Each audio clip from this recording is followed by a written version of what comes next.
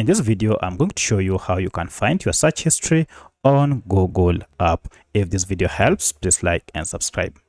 Now, to find your previous search history, open your Google app, and then from here, the shortcut method to see your previous search history is to go to activity here. If you tap on activity, you'll be able to see your history, and here you can see your previous searches. You can expand this further by tapping on history, and this will expand all your searches with the date and time when you performed the search. You can now open any previous search by just finding it using the date or time to visit it. For instance, if I want to go to this is the search I performed, I'll just go to it by tapping on it. So that is the first method to find your search history on Google app. Now, in the second method, just tap on your profile icon up here, and if you go down, you can see you have an option for search history.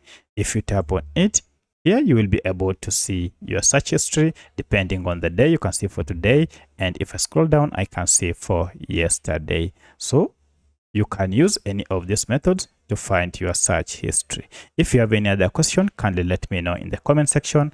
Otherwise, thanks for watching, and let's meet in the next video.